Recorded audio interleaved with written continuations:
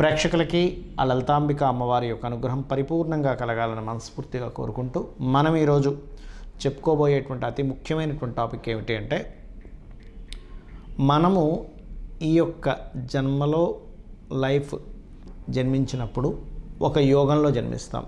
అది పర్టికులర్గా పూర్వజన్మ కర్మ.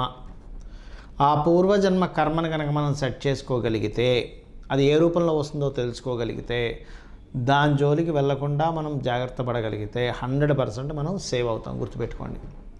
అది ఒక్కొక్క లగ్నానికి ఒక్కొక్క రకంగా ఉంటుంది. బట్ నేను మీకు ఇప్పుడు చెప్పేది ఒక్కొక్క లగ్నాన్ని బట్టి జనరల్గా చెప్తాను. బట్ పర్సనల్ చార్ట్లో ఆ యొక్క పూర్వజన్మ కర్మకారకుడు కాంబినేషన్స్ని బట్టి మారుతూ ఉంటుంది. అది అద్భుతమైన యోగాన్ని ఇస్తుంది, ఒకసారి డౌన్ఫాల్ని చేస్తుంది. అయితే ఇప్పుడు నేను మీకు చెప్పబోయే దాంట్లో ఏంటంటే, కొన్ని అంశాల జోలికి వెళ్ళకపోవడం వల్ల, కొన్ని చేయడం వల్ల మీరు పూర్వజన్మ కర్మ యొక్క ప్రభావాన్ని చాలా మటుకు తగ్గించుకోగలుగుతారు, హ్యాపీగా ఉండగలుగుతారు. ఒక్కొక్క లగ్నం గురించి మనం తెలుసుకుందాం. మేషలగ్నము. మేషలగ్నంలో ఎవరైనా జన్మించారు అంటే వాళ్ళకి 90% ఆఫ్ కేసెస్, 95 ఇంకా కరెక్ట్ చెప్పాలంటే, వాళ్ళు ఏ కర్మల్లో ఎక్కువగా ఇరుక్కుంటారు అంటే, ఎవరికైనా అప్పును ఇవ్వడం ద్వారా. మీరు గుర్తుపెట్టుకోండి, అందులో ముఖ్యంగా బంధువర్గం వారికి, బంధువర్గంలో వారికి ఎవరికైనా అప్పు ఇచ్చాము, ఆ అప్పు వాళ్ళు ఇవ్వకపోవడం వల్ల మీరు ఎక్కడి నుంచో డబ్బులు తీసుకొచ్చి వాళ్ళకి ఇవ్వడం ద్వారా మీరు ఇరుక్కుపోతారు. మెయిన్ ఎందుకు అంటే, మీ పూర్వజన్మ కర్మ దాంతో లింకప్ అయి ఉంటుంది. Point number 1. రెండవది, మామయ్య వరుస, బావమరిది ఇట్లాంటి వరుస వాళ్ళ వల్ల కూడా మీకు అప్పుల వల్ల, వీళ్ళ యొక్క సాంగత్యంతో ఉండే కాంబినేషన్ వల్ల, అలాగే కొన్ని మిస్కమ్యూనికేషన్స్ వల్ల. ఎందుకంటే మీరు మాట్లాడిన మాట వల్లే మీ లైఫ్ చాలా మటుకు పాడైపోతుంటుంది. అంటే మీ మాటను కనుక జాగ్రత్తగా ఉపయోగించగలిగితే మీ యొక్క స్టేజ్ అద్భుతంగా మారుతుంది. బికాజ్ ఆఫ్ మీకు 3rd and 6th lord mercury అవుతాడు.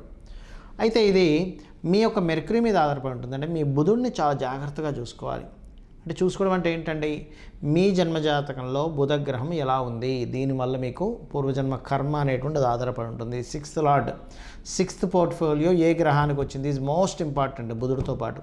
అది పర్సనల్ చార్ట్ బట్టి ఉంటుంది. బట్ మీరు ఇప్పుడు ఉన్నటువంటి ప్లానటరీ కాంబినేషన్స్లో మీ యొక్క బుధగ్రహ సంబంధించినటువంటిది పెంచుకోవాలి అంటే మీరు చేయవలసింది ఏమిటంటే, నవగ్రహాల్లో పర్టికులర్గా బుధగ్రహం దగ్గర దీపారాధన చేయండి. బుధుడు సర్వసాధారణంగా ఏ గ్రహాల ద్వారా పాడవుతాడు అంటే, ఏదైనా నీచగ్రహంతో కలిసి ఉంటే పాడవుతాడు ఒకటి, లేదా అతని శత్రువులైనటువంటి కుజుడు కానీ కేతువు కానీ ఉన్నా సరే అది స్పాయిల్ అవ్వడం జరుగుతుంది. కాబట్టి ఏం చేయండి, బుధగ్రహంతో పాటు కుజగ్రహము కేతుగ్రహం దగ్గర కూడా దీపారాధన చేయండి.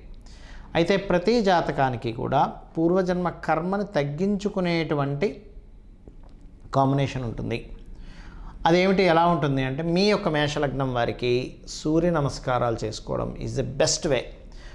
మనందరం కూడా ఏదైనా ఒక పని అవ్వట్లేదు, ఒక ఇబ్బంది పడుతున్నాము అంటే పూర్వజన్మ కర్మ మనల్ని అడ్డుపడుతూ ఉంటుంది.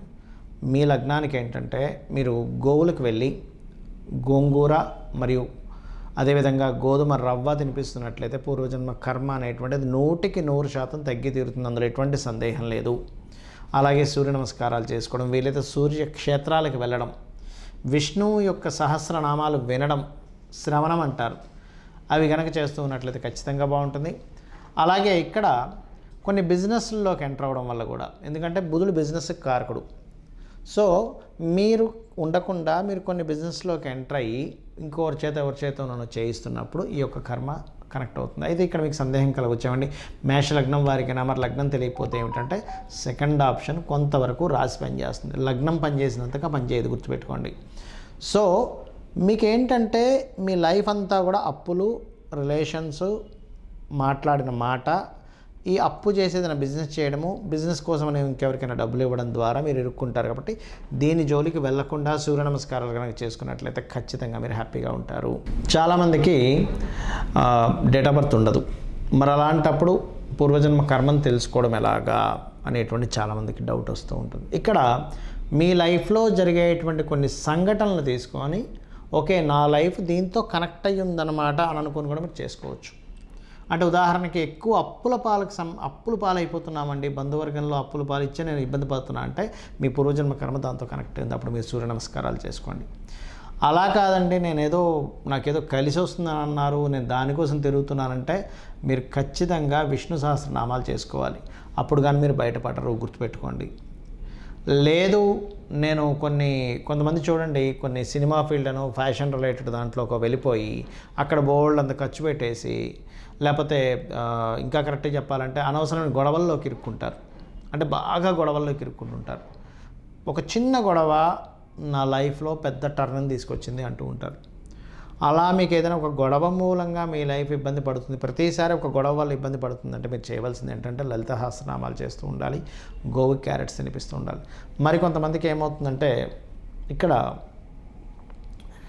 కట్టిన గృహం వల్ల లేకపోతే ఒక వాహనం తీసుకోవడం వల్ల మీ లైఫ్ ఒక మంచి స్టేజ్గా అసలు టర్న్ అయిపోతుంది. అదే మీ పూర్వజన్మలో ఉండేటువంటి బ్యాడ్ కర్మ. అలాంటప్పుడు చేయవలసింది ఏంటంటే సుబ్రహ్మణ్యేశ్వర స్వామి ఆరాధన చేయాలి. అలా కాకుండా మీరు ఉదాహరణకి జీవిత భాగస్వామి ఎంటర్ అయినప్పటి నుంచే నా లైఫ్ టర్న్ అయింది అంటూ ఉంటారు. అలాంటప్పుడు మీరు చేయవలసింది దక్షిణామూర్తి ఆరాధన. మరికొంతమందికి ఏమవుతుందంటే ఇక్కడ సమ్టైమ్స్ మీరు ఏదైనా ఒక ఫుడ్ రిలేటెడ్ సంబంధించిన బిజినెస్లోకి ఎంటర్ అవ్వడం వల్ల ఇబ్బంది అవుతుంది. అలాంటప్పుడు మీరు చేయవలసింది ఏంటంటే వెంకటేశ్వర స్వామి ఆరాధన. మరికొన్నిసార్లు కొంతమందికి గమనించుకున్నట్లయితే ఇక్కడ గవర్నమెంట్ రిలేటెడ్ వాటి మూలంగా గవర్నమెంట్ కాంట్రాక్ట్ చేయడం వల్ల మీ లైఫ్ తలకిందులు అవుతూ ఉంటుంది. అలాంటప్పుడు కూడా మీరు కాళికా అమ్మవారి ఆరాధన చేస్తే బయటపడగలుగుతారు. మరియు మరికొంతమందికి షేర్ మార్కెటింగ్ ద్వారా కూడా పోతూ ఉంటుంది. ఆర్ సంథింగ్ కొన్ని లైఫ్లో అంటే ఒక్కొక్కసారి ఒక బిజినెస్ చేశాను సార్, అద్భుతమైన వేవ్లోకి వెళ్ళాను, మళ్ళీ డౌన్ఫాల్ అయ్యాను అంటాడు. అలాంటి వాళ్ళు ముఖ్యంగా దత్తాత్రేయుడు ఆరాధన చేసుకోవాలి. మరికొంతమందికి ఏంటంటే వివాహం ద్వారా ఇబ్బంది వస్తుంది. ఒక జీవిత భాగస్వామి ఎంటర్ అయినప్పటి నుంచి లైఫ్ బాగా ఇబ్బంది పడింది అంటే మీరు లక్ష్మీనరసింహస్వామి ఆరాధన చేసుకోండి. మరికొంతమందికి అప్పులు చేయడం ద్వారా ఇబ్బంది వస్తుంది. అలాంటి వారు శ్రీమాత్రే నమః చేసుకోవాలి. మరికొంతమందికి ఎట్లా ఉంటుందంటే వారికి తల్లితోనే విభేదాలు ఉంటాయి. అటువంటి వారు విష్ణు సహస్రనామాలు, తండ్రితో ఇబ్బంది ఉందండి, గవర్నమెంట్ వ్యక్తులతో ఇబ్బంది ఉంది అనుకునేటువంటి వారు రాజరాజేశ్వరి అమ్మవారి ఆరాధన చేసుకోవాలి. అంటే ఇవన్నీ ఎందుకంటే మీ యొక్క ప్రాబ్లంను బట్టి కూడా ఉంటుంది. ఒక్కోసారి పూర్వజన్మ కర్మ కనెక్ట్ అయ్యి, ఇది గుర్తుపెట్టుకోండి. అలాగే ఒకటే గుర్తుపెట్టుకోండి, మీ పూర్వజన్మ కర్మ ఎలా ఉన్నా, మీ వాస్తు పరిస్థితులు ఎలా ఉన్నా, మీరు ప్రతిదానికి కూడా ఒక మార్గం ఉంటుంది. ఆ మార్గాల్లో గొప్ప మార్గం ఏమిటి అంటే లలిత అమ్మవారి యొక్క స్తోత్ర పఠనం చేయడము. ఈ విశ్వం మొత్తం నిండున్నటువంటి కనిపిస్తున్న ప్రతిదీ కూడా ఈశ్వరమయం, ఆ విష్ణుమయం అని అనుకుంటూ అందులో ఉండేటువంటి శక్తి ఎవరైతే ఉన్నారో లలితాంబిక అమ్మవారు అని చెప్పి మీరు గుర్తించినట్లయితే 100% మీరు ఈ కర్మ నుంచి బయటపడగలుగుతారు. దీంతోపాటు కొన్ని అలవాట్లు చేసుకోండి. ఉదయం నిద్ర లేచిన వెంటనే కూడా కాసేపు ధ్యానంలో ఉండండి. ఒక half an hour 40 minutes minimum ధ్యానం చేయండి. ఖచ్చితంగా ఏదైనా ఒక ఆలయానికి రెగ్యులర్గా వెళ్ళడం ప్రాక్టీస్ చేసుకోండి, మీ ఇంటి దగ్గరలో ఉండే ఆలయాలకి. అదేవిధంగా వీలున్నప్పుడల్లా ఏదో ఒక మొక్కను నాటండి. ఇవన్నీ కూడా మీ పూర్వజన్మ కర్మలు తగ్గిస్తాయి. వారానికి ఒక్కసారైనా గోశాలకు వెళ్ళడం మీరు చేయండి.